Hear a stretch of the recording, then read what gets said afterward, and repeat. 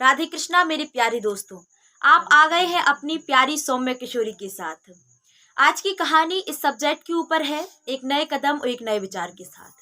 कि जिंदगी में कभी भी यदि आपको कोई डिसीजन लेना हो तो बड़े सोच समझ कर लीजिए। और जब आपका मन अशांत हो, मतलब क्रोध में हो, तो वो निर्णय को छोड़ दीजिए, थोड़ी रुक कर लीजिए।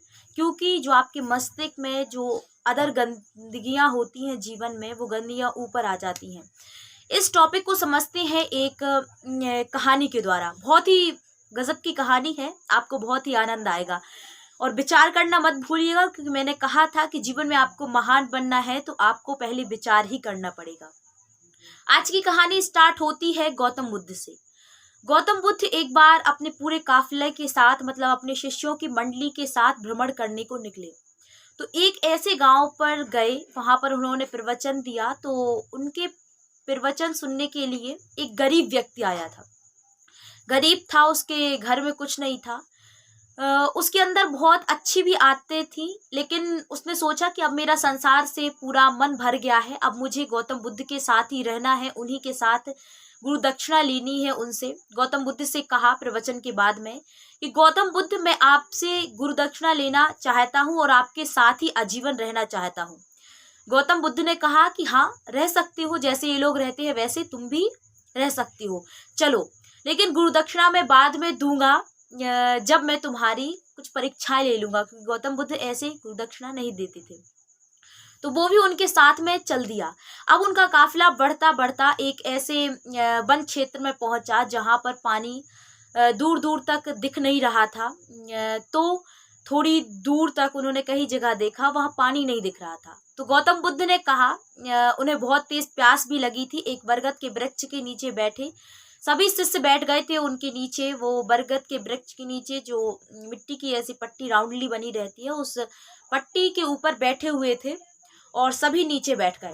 और उसी शिष्य, जो नया शिष्य जो ऐड हुआ था अभी नए पिछले गांव में ही, उस शिष्य से कहा कि तुम जाओ और पास में कहीं देखना कुछ पक्षी उड़ रहे हैं, शायद तालाब हो, उस तालाब से जल लेकर के आओ, मुझे प्यास लगी है।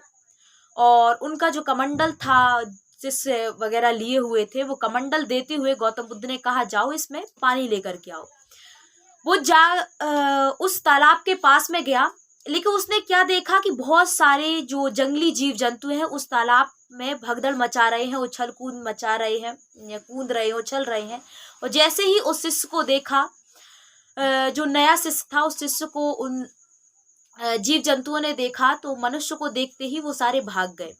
लेकिन वो सब कोई भाग गए, लेकिन जो तालाब था, तालाब में तालाब की जो नीचे गंदगी थी वो ऊपर आ गई थी। और तालाब का पानी पूरा गंदा हो गया था, सिर्फ पूरा मैला मैला पानी, रेतीला टाइप का पानी, बिल्कुल गंदा पानी था। एक भी साफ पानी कहीं नजर नहीं आ रहा था। उस शिष्य ने सोचा कि ये पानी कहाँ से हमारे गुरुजी पिएंगे।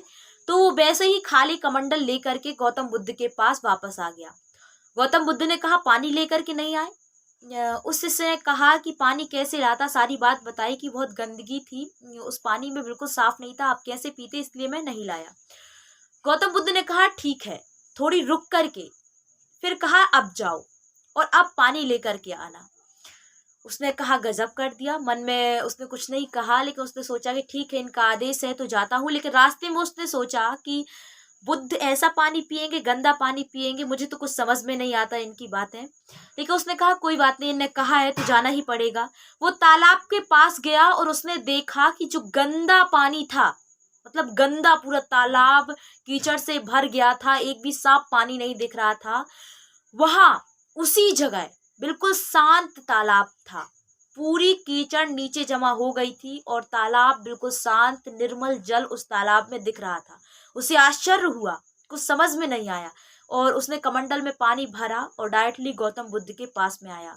गौतम बुद्ध से कहा, गुरुजी, ये तो गजब हो गया। मैं पहले गया था उसी तालाब में, इतना गंदा पानी था, और अब मैं गया, इतना निर्मल पानी था, ये कैसे हुआ? गौतम बुद्ध ने कहा, बेटा, जब वो भगदड़ थी, मचा करके गए थे, वो जितने जंगली जंतु थे, वो गंदा पानी हो गया था। लेकिन थोड़ी रुकने के बाद, जब तक तुम मेरे पास में आए फिर वापस गए, तो थोड़ी देर हो गई थी, थोड़ा उसको समय मिल गया था, उसकी जो कीचड़ थी जो ऊपर आ गई थी, जो मैल थी वो नीचे जमा हो गई और पानी वैसे ही निर्मल हो गया।